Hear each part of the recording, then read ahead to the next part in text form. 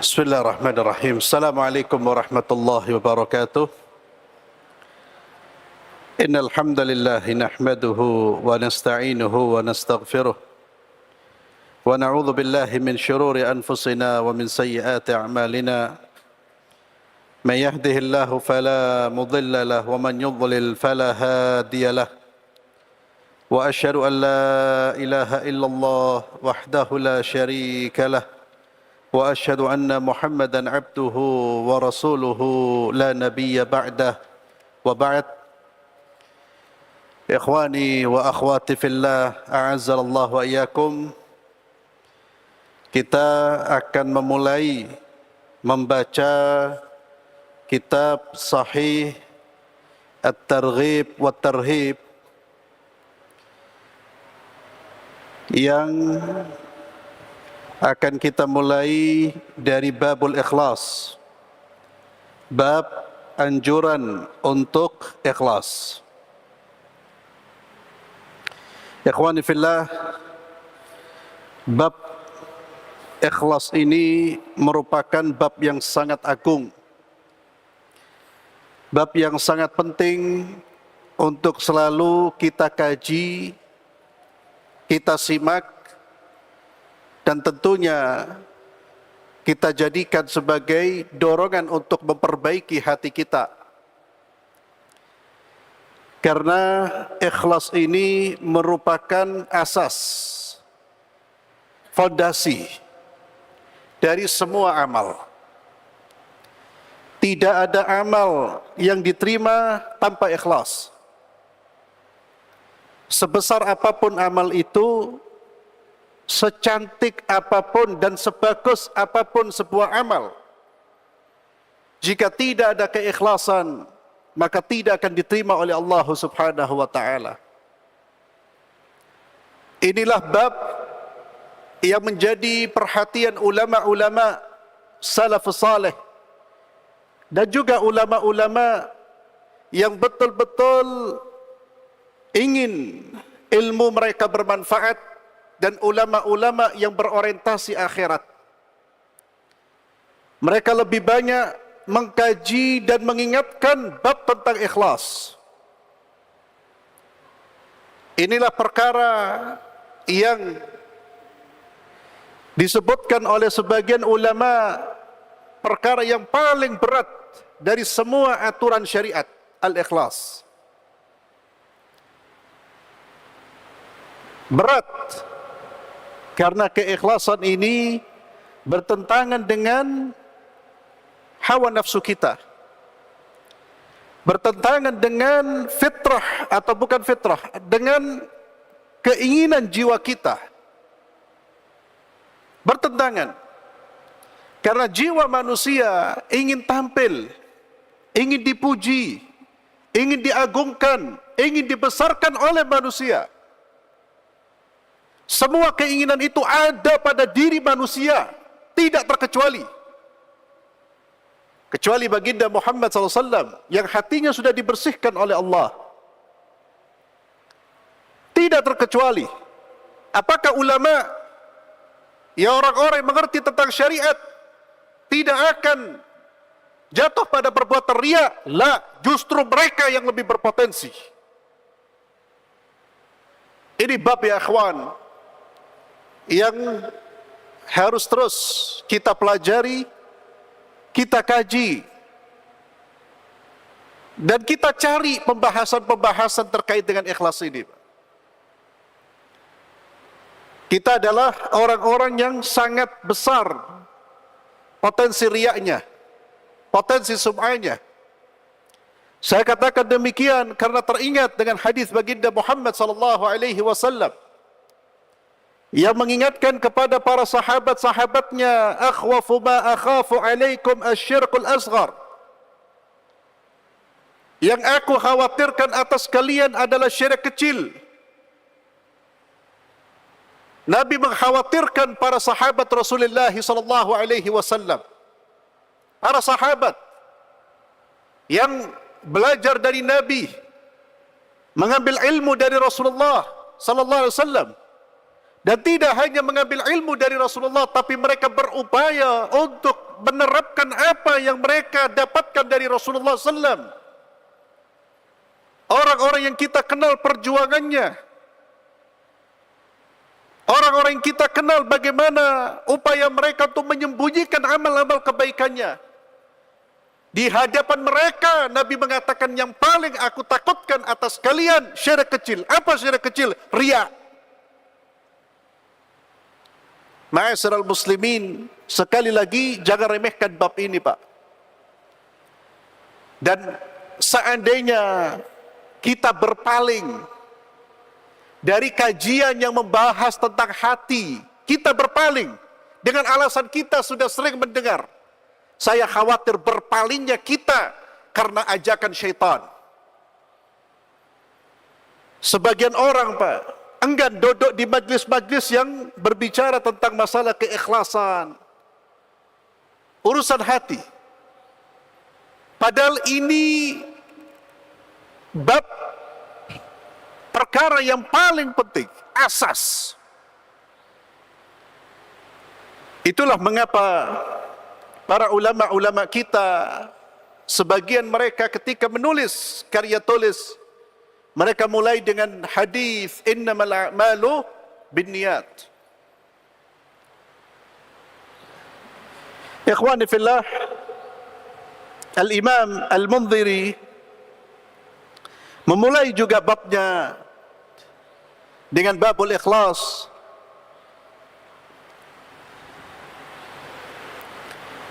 Hadis, ada beberapa hadis yang dicantumkan oleh beliau, dan setelah berbicara tentang keutamaan ikhlas, anjuran ikhlas, beliau kemudian berbicara tentang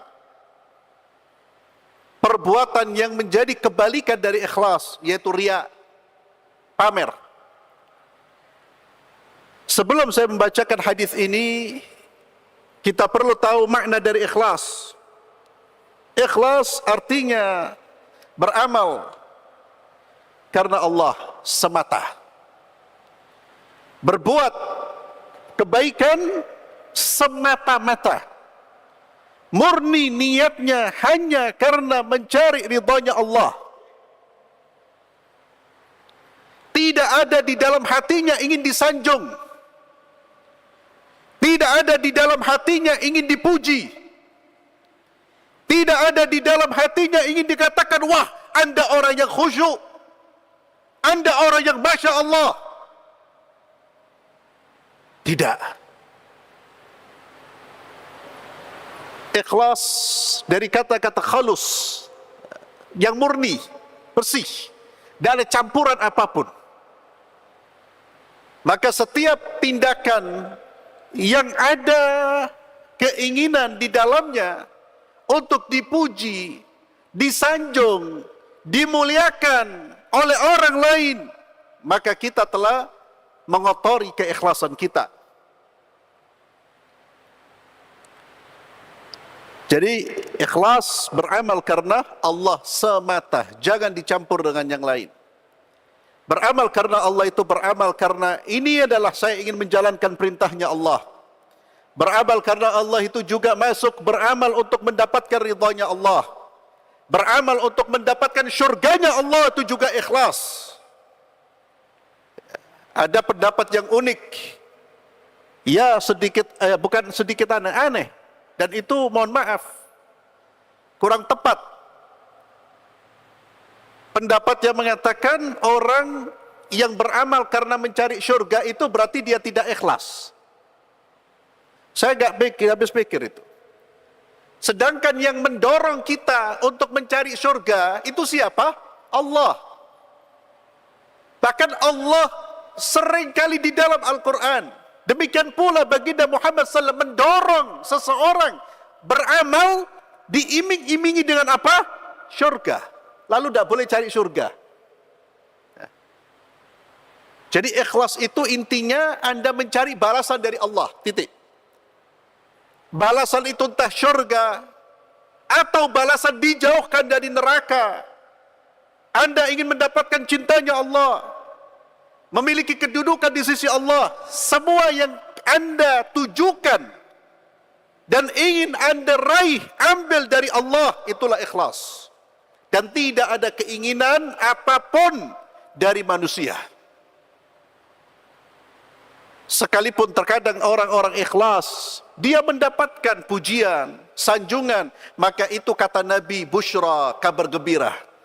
Itu tidak merusak keikhlasan, itu hadiah, hadiah tambahan dari Allah. Selama dia berperilaku, bertindak, berbuat karena Allah Subhanahu wa ta'ala. Maka ikhlas itu memurnikan ketaatan hanya untuk Allah, hanya karena Allah. Ma'asyiral muslimin a'azzallahu wa iyyakum, hadis dari Abdullah bin Umar radhiyallahu anhu, beliau berkata, aku mendengar Rasulullah sallallahu alaihi wasallam. Saya bacakan terjemahannya. Hadis ini termasuk hadis yang cukup panjang, di mana beliau sallallahu alaihi wasallam menceritakan peristiwa yang terjadi sebelum beliau. Dan ini salah satu cara kita menyampaikan pesan adalah menyampaikan cerita. Tapi tentu cerita-cerita yang benar. Cerita-cerita yang memang didukung oleh data-data yang valid. Cerita-cerita yang memang bersanad, yang sanadnya sahih, tidak ada kebohongan di dalamnya.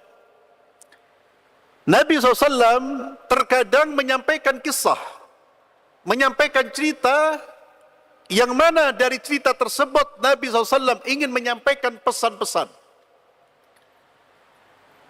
Antum orang tua, sebagai orang tua, pendidik, guru, praktekkan apa yang dipraktekkan oleh baginda Muhammad SAW. Metode cerita, Pak. Cerita sama anak. Ya, jangan langsung main instruksi seperti tentara. Gini, tidak boleh gini, kamu gini kan. Ya itu boleh digunakan. Itu salah satu metode yang digunakan mungkin pada momentumnya. Tapi ada metode yang sangat-sangat menarik dan seringkali menarik hati, cerita. Kita ngelihat anak kita kok agak kurang nurut yo. Coba kita cari-cari cerita-cerita yang berbicara tentang masalah itu, Pak. Ini di antara metode Nabi dan juga metode Al-Quran. Al-Quran juga banyak kisah-kisah di dalamnya. Nabi bercerita, ada 3 orang dari umat sebelum kalian yang sedang berpergian, sehingga mereka harus bermalam di sebuah gua. Lalu mereka pun masuk ke dalamnya, lalu sebuah batu besar menggelinding dari gunung dan menutup pintu gua. Mereka berkata, sesungguhnya tidak ada yang bisa menyelamatkan kalian dari batu besar ini kecuali kalian berdoa kepada Allah Subhanahu wa ta'ala sambil bertawassul dengan amal saleh kalian. 3 orang masuk gua, pintu guanya tertutup dengan batu besar, tidak bisa keluar. Dan mereka menyadari bahwa tidak ada yang bisa menyelamatkan kecuali Allah. Dengan cara apa? Berdoa kepada Allah. Berdoa dengan menyebut nama, dengan menyebut amal-amal saleh mereka. Ini yang disebut dengan tawassul. Tawassul itu mengambil atau menjadikan menjadikan perantara untuk menyampaikan hajat kita. Hajat kita kepada Allah. Kita boleh bertawassul, menjadikan sesuatu sebagai penyampai hajat kita. Apa yang boleh atau yang diperbolehkan dalam syariat? Tawassul dengan amal saleh. Artinya apa? Atau caranya gimana? Nanti akan kita baca. Menyebutkan amal-amal kebaikannya di hadapan Allah. Ada tawassul juga yang diperbolehkan. Tawassul dengan menyebut nama-nama Allah. Walillahil asma'ul husna fad'uuhu biha. Ya, antum berdoa, ya Allah, ya Rahman, irhamna. Itu tawassul. Tawassul dengan nama Allah, Ar-Rahman. Itu tawassul yang disyariatkan. Ada tawassul pula yang disyariatkan tawassul dengan orang saleh yang masih hidup. Antum datang kepada si fulan, orang alim, berilmu, bertakwa, ya tentu penilaian ini sesuai dengan zahir yang bisa kita lihat. Lalu kita minta kepadanya untuk mendoakan kita, agar dia berdoa kepada Allah untuk kebaikan kita. Itu namanya tawassul. Kita jadikan orang ini perantara. Catatannya, orang ini masih hidup. Orang ini masih hidup. Minta, silahkan. Itu bentuk-bentuk tawassul yang disyariatkan di dalam agama Allah Subhanahu wa ta'ala. Salah seorang dari mereka berkata, mulai mereka berdoa dengan tawassul amal soleh mereka. Ya Allah, aku mempunyai bapa ibu yang sudah tua. Aku tidak pernah mendahulukan siapapun atas mereka dalam memberi susu di petang hari. Aku tidak mendahulukan mereka walaupun itu keluargaku. Siapapun tidak kudahulukan, aku akan mendahulukan orang tuaku. Suatu hari aku pergi ke tempat yang jauh untuk mencari padang rumput. Aku tidak dapat kembali menggiring unta-untaku pulang ke kandangnya hingga keduanya telah tidur. Maka aku memerah susu untuk mereka minum di malam hari, tapi aku mendapatkan keduanya sedang tidur. Maka aku tidak ingin mendahulukan orang lain dari mereka berdua dalam minum susu tersebut. Tidak keluargaku, tidak siapapun. Aku terdiam sementara bejana susu ada di tanganku sambil menunggu keduanya bangun. Sehingga fajar menyingsing, sebagian rawih menambahkan, sementara anak-anakku menangis di kakiku. Yakni, faham maksudnya? Dia suatu hari telat datang, orang tuanya sudah tidur, dan dia berkomitmen dengan komitmennya, dengan komitmen awalnya, dia tidak akan memberi susu ini kepada siapapun sebelum kepada ibu bapaknya. Bahkan pada saat itu dia pegang susu itu, dia tunggu. Dan untuk menghormati orang tuanya, dia tidak bangunkan. Tapi ditunggu sampai bangun sendiri. Bahkan anak-anaknya merengek. Dia abaikan terlebih dahulu. Dia tunda memberi minum kepada anaknya sampai orang tuanya bangun terlebih dahulu. Lalu keduanya bangun dan minum susunya. Ya Allah, ya, jika aku melakukan itu demi mencari wajahmu, maka bukalah kesulitan kami akibat batu besar ini. Maka batu besar itu bergeser sedikit, tapi mereka belum bisa keluar. Ini cara tawassul dengan amal saleh. Menyampaikan informasi tentang amal solehnya. Apakah Allah tahu? Ya Allah tahu. Ya, Allah Maha tahu. Tapi Allah Azza wa Jalla mengizinkan kita untuk menyampaikan. Dan ingat, amal soleh itu diceritakan kepada Allah, jangan ceritakan kepada manusia. Saya Ustadz, Masya Allah, saya Ustadz kalau sholat itu selalu menangis Ustadz. Oh, jangan, eman Pak, eman. Saya Ustadz kalau duduk itu selalu mengingat Allah, bisa ribuan zikir yang saya ucapkan. Ya Allah, jangan ceritakan ke Ustadz ya akhi. Biarkan itu menjadi amal saleh antum. Biarkan itu menjadi simpanan antum, yang nanti antum lihat fadilahnya, keutamaannya. Kalau antum ceritakan dan ada niat untuk dipuji, selesai sudah.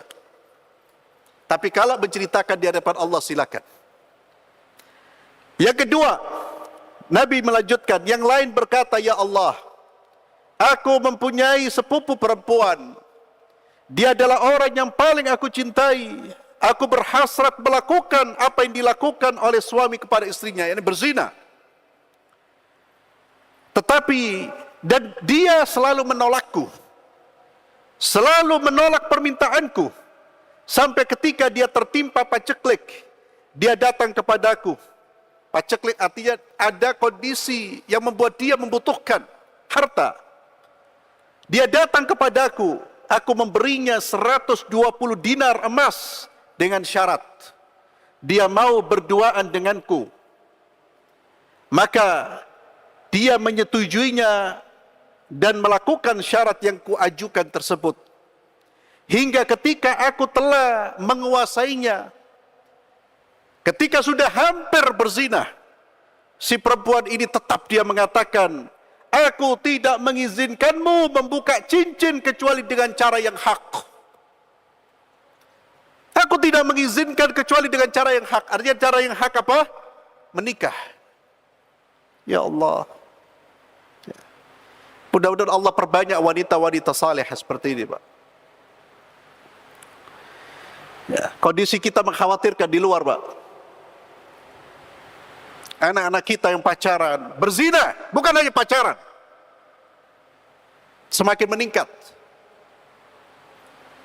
Dan antum tanggung jawab, ikhwan.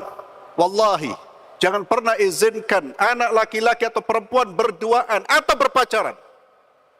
Tidak ada yang namanya pacaran aman, itu tidak ada.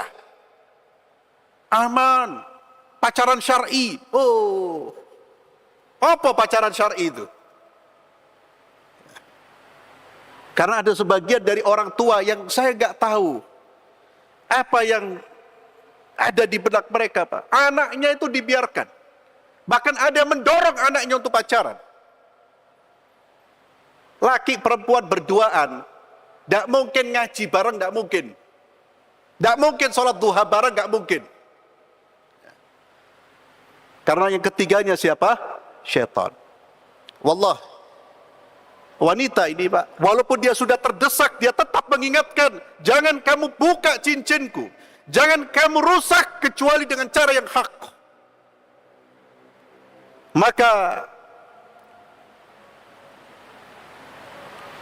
ketika dia mengatakan itu, aku merasa berdosa melakukan itu kepadanya.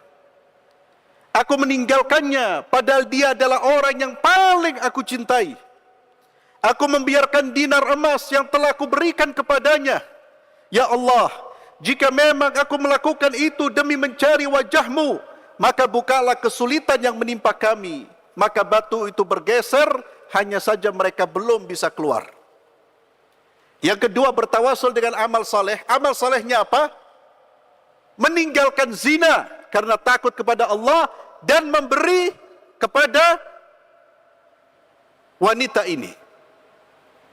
Karena meninggalkan perbuatan haram itu amal kebaikan. Antum mau berbuat haram, lalu teringat dengan Allah, teringat akan azab Allah, malu di hadapan Allah, tidak jadi melakukan perbuatan tersebut, maka Allah memberikan balasan yang besar. Man taraka syai'an lillahi awadahu Allah khairan min. Siapa yang meninggalkan sesuatu karena Allah, Allah akan ganti dengan yang lebih baik dari apa yang dia tinggalkan. Kemudian yang ketiga, Nabi SAW melanjutkan, ya Allah, Nabi SAW melanjutkan yang ketiga berkata, berdoa, ya Allah, aku menyewa beberapa pekerja dan aku telah membayar gaji mereka. Hanya seorang yang belum, dia meninggalkan haknya dan pergi begitu saja. Lalu aku mengembangkan haknya itu sampai ia menjadi harta yang melimpah. Fahimtum? Dia bayar semua pekerjanya, gaji pekerjanya, ada satu orang yang belum mengambil, ditinggal. Gaji orang ini sama dia dikembangkan, diputar, sehingga hartanya berkembang. Beberapa waktu kemudian dia datang kepadaku dan berkata, wahai hamba Allah, berikan hakku. Pekerja ini datang tiba-tiba. Dia berkata kepada majikannya, wahai hamba Allah, berikan hakku. Saya belum mengambil gajiku. Aku menjawab, semua yang kamu lihat ini adalah gajimu. Apa itu? Seluruh unta, sapi, domba, dan hamba sahaya.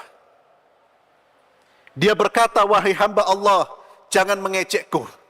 Guyon kamu ini. Gajiku tidak sama ini. Kata dia, demi Allah ini semua milikmu. Ini dari hasil gajimu. Lalu dia pun mengambil semuanya. Dan dia menggiringnya tanpa menyisakan apapun. Ya Allah, jika aku melakukan itu demi mencari wajahmu, maka bukalah kesulitan yang menimpa kami ini.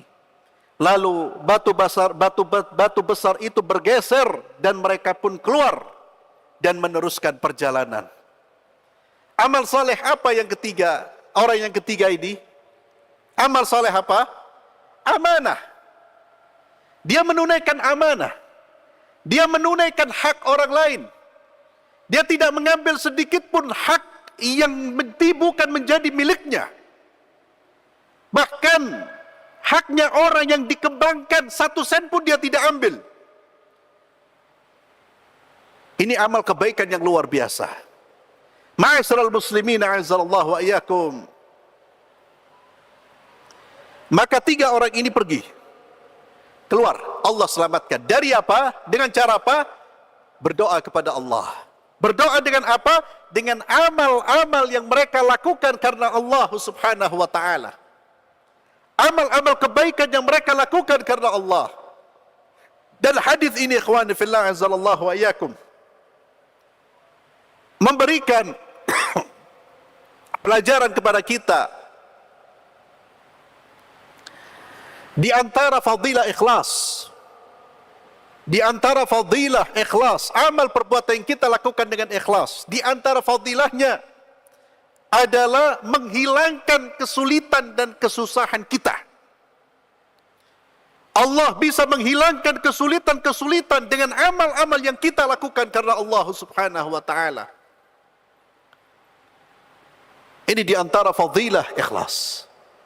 Dan betapa cepatnya Allah mengabulkan permohonan seorang hamba yang bertawassul dengan amal-amal yang dilakukan karena Allah, yang dikerjakan karena Allah subhanahu wa ta'ala.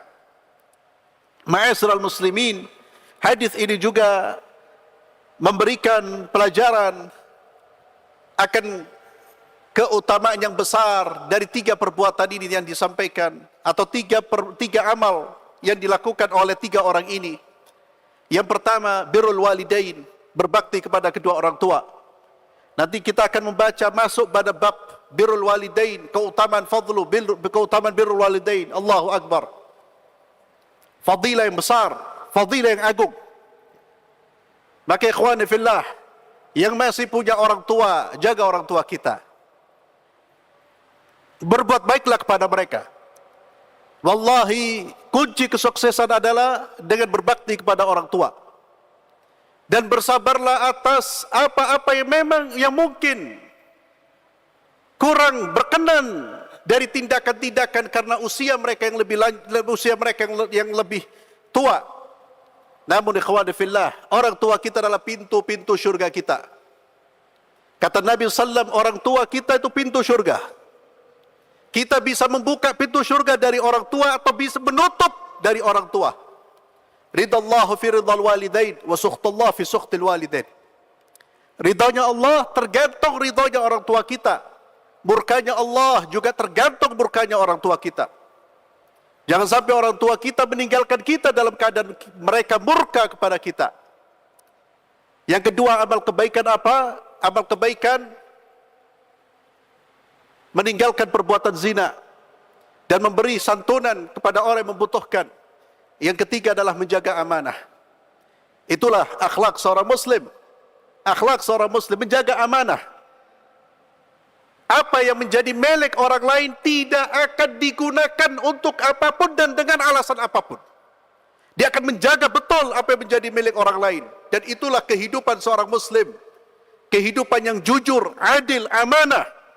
Bukan menjadi orang yang berkhianat, merampas haknya orang, atau bermudah-mudahan dalam memegang hak orang lain, urusan orang lain.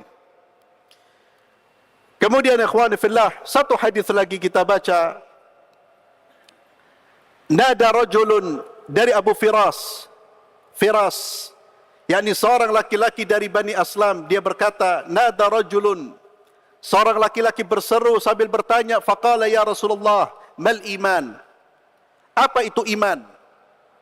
Orang ini bertanya, apa itu iman ya Rasulullah? Jawaban Nabi singkat, al-ikhlas. Iman itu adalah keikhlasan. Dalam lafaz yang lain dia berkata, Rasulullah SAW bersabda, saluni amma syi'tum. Bertanyalah kepadaku apa yang kalian mau. Fanada rajulun, lalu seorang laki-laki berseru, ya Rasulullah, mal Islam? Apa itu Islam? Nabi SAW menjawab, iqamis salah wa ita'iz zakah. Islam itu adalah mendirikan salat dan membayar zakat. Qala, lalu dia bertanya lagi, famal iman? Ya Rasulullah, apa itu iman? Nabi SAW bersabda, al-iman al-ikhlas. Iman itu adalah keikhlasan. Qala famal yaqin? Lalu apa itu keyakinan ya Rasulullah? Nabi menjawab, at-tasdiq. Membenarkan semua yang datang dari Allah dan Rasulnya. Ma'asyiral muslimin, a'azzallahu wa iyyakum. Hadis ini menunjukkan ikhwan bahwa ikhlas itu punya kaitan erat dengan keimanan. Iman akan melahirkan keikhlasan. Dan ini ikhwan fillah bisa menjadi tolok ukur yang mengukur keimanan kita. Sejauh mana keikhlasan kita? Iman akan melahirkan keikhlasan. Ikhlas itu bersumber dari hati yang beriman. Orang yang sering atau suka atau mengharapkan pujian, penilaian dari manusia, itu menunjukkan lemahnya iman yang ada di dalam dirinya. Maka keimanan dilihat diantaranya dari apa? Keikhlasan kita. Dan keikhlasan itu tidak ada yang bisa menilai kecuali Allah subhanahu wa ta'ala. Buktikan keimanan kita, kuatnya iman kita dengan amal-amal yang kita lakukan karena Allah subhanahu wa ta'ala. Wallahu a'lam bissawab. Subhanakallahumma bihamdik, asyhadu an la ilaha illa anta astaghfiruka wa atubu ilaik. Assalamualaikum warahmatullahi wabarakatuh.